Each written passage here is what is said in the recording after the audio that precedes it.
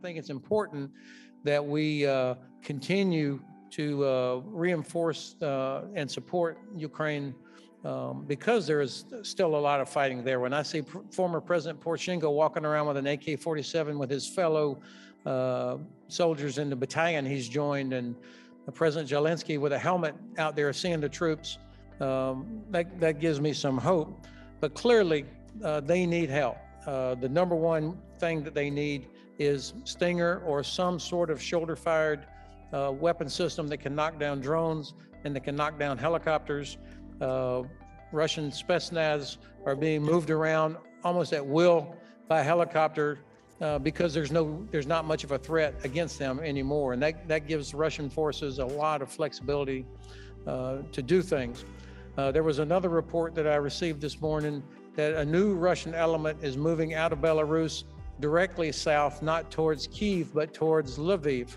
And the purpose of that operation would, of course, be to isolate Ukraine from Poland, to sever the land routes that would be used not only for refugees trying to get out, but for resupply of, even if the US and the UK were to give more weapons, it's probably going to have to come over land now, or else through contracted aircraft.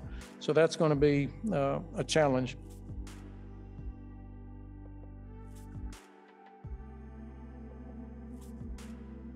Let's be honest, he's been talking in the general terms, and only in an hour when we had the text and experts started to explain it, it became a little bit more understandable. Because let's be honest, most of the people don't know what does mean sovereign debt. And is it dangerous or no? Is it serious or no? And when he said some officials and their families, about whom he's been talking about, I understand that that is definitely not for the presidential address to speak all these details, but probably some explanation should come immediately so to be better understandable of what is going on.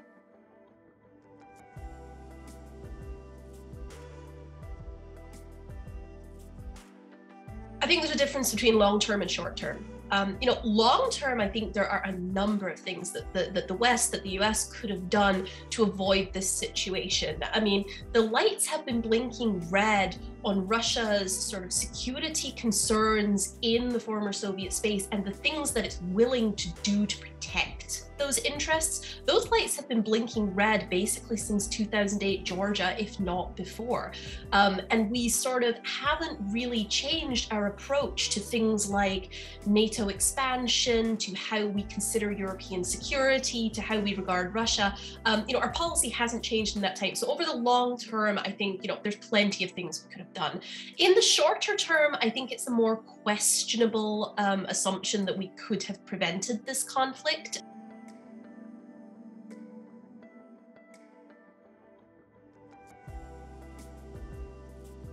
The kind of Russia-NATO confrontation that both Russia and NATO would like to avoid is something they might get anyway. So that this is going to be really a sort of escalation spiral, an inadvertent or at least unintended secondary crisis that is entirely plausible given the likely actions that both sides are going to take following the initial Russian military intervention. So the significant US sanctions, the Russian retaliation, the US reinforcement of Eastern Flank allies, all of this you could see spiraling quite quickly. I mean, things that the US might do, military might do, that are entirely justified in themselves, say, assisting with an evacuation mission,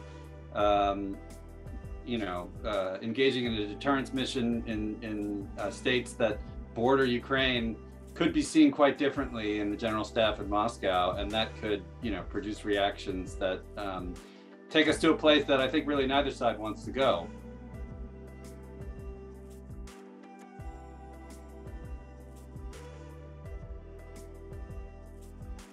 I think that this crisis is fundamentally transforming European Union and the West as a whole.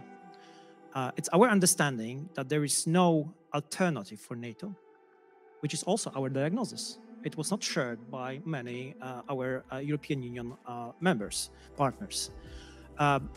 it's transforming also our approach about the energy security.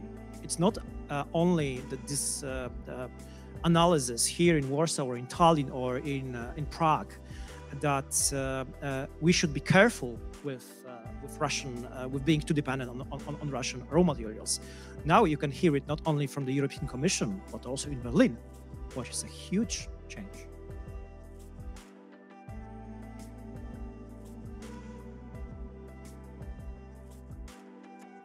We have to understand that now that's probably the last moment when we have to properly arm ourselves.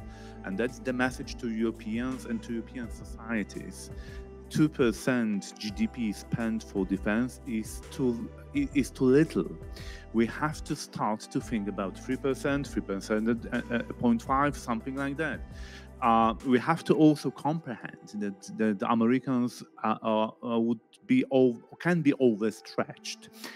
It means that dealing with two theaters of operations, Pacific and Atlantic, would be too much. There would be division of labor between allies. So Europe should be able to take care of for conventional deterrence, while Americans would still stick to strategic multilateral nuclear one.